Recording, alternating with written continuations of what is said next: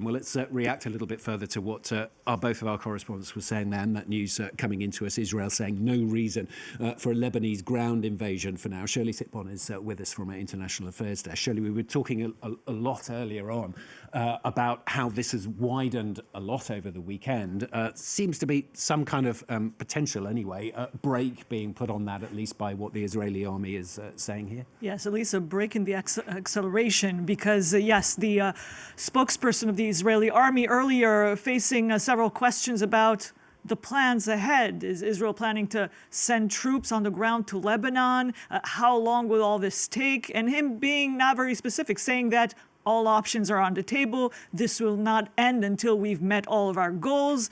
So yes, a bit of concern there. And actually, I've been listening to various analysts since the beginning on the Israeli side. And from the beginning, many people have been saying, as analysts across the world, that airstrikes cannot bring about a regime change, cannot bring democracy or peace. That's something that was widely said. But in Israel, the voice is saying that this operation is going to bring more chaos and has a lot of risks in it. Well, they weren't very vocal at the beginning, but now it's something that we hear more and more, and even saying that you can't bring about peace without having some kind of future with the Palestinians, a plan ahead. There is no other option.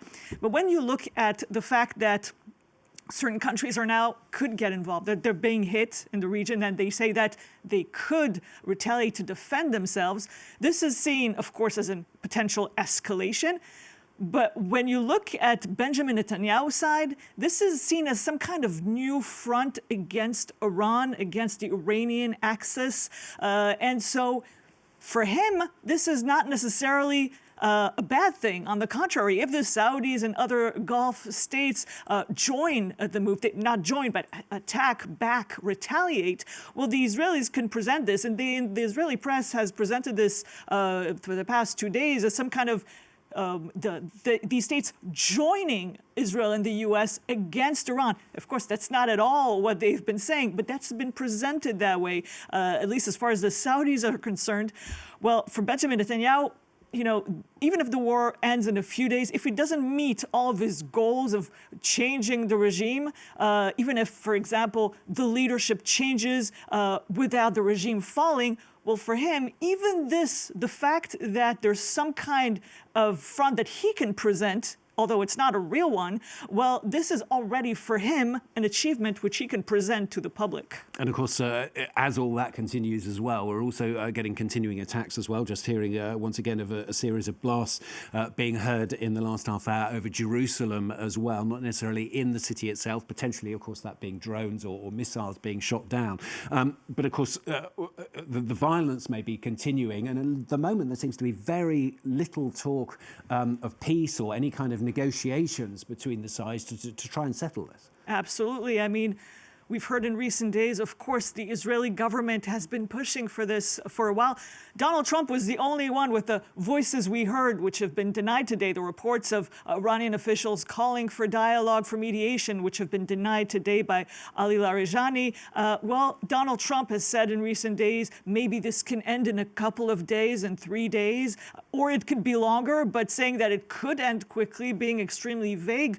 Well, on the Israeli side, it has never been vague for them. The idea is to go as far as possible in completely reducing any kind of what they see as a threat from Tehran. On the Iranian side, we see today that there are no more calls, at least until this hour, for dialogue to resume dialogue.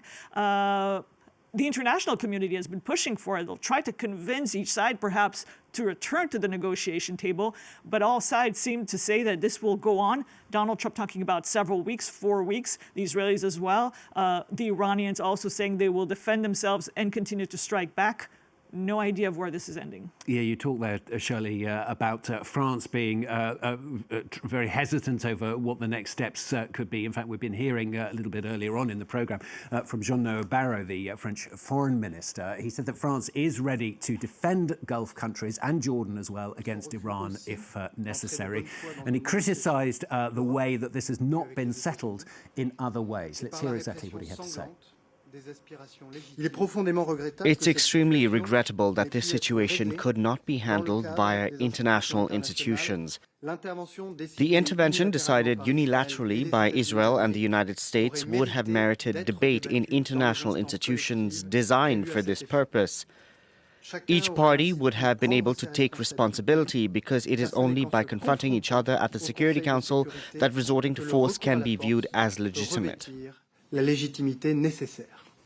John Noah Barra there, where Shirli Sitbon still with us. Shirli, very much Europe so far. We've had this incident at a French airbase struck over the weekend. We've also been hearing as well of that drone hitting a British airbase. So already just 3 days into this, although they're not directly involved, it does appear that European countries, for example, and many other countries around the world being sucked into it.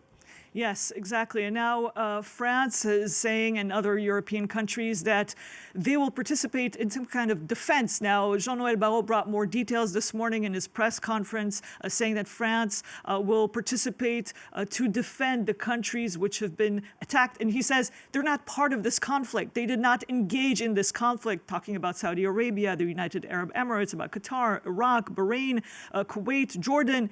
He said France will be there, Europe will be there to defend you.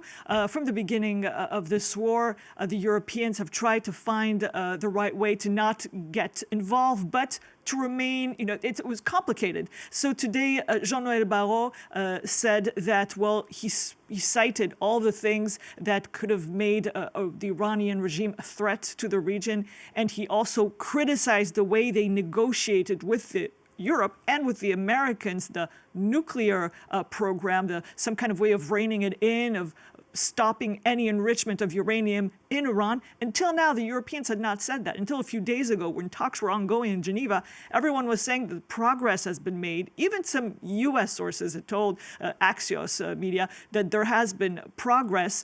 And now the French this morning are saying that Iran has never tried genuinely to negotiate with Europe or with the U.S. So it changed there.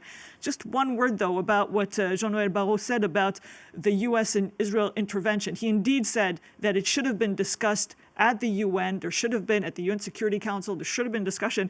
But he did say that after a discussion, the international community could have used force potentially, but this should be negotiated always with the others to listen to what every member has to say. He also said that some countries have made the UN completely ineffective in various conflicts, including this one.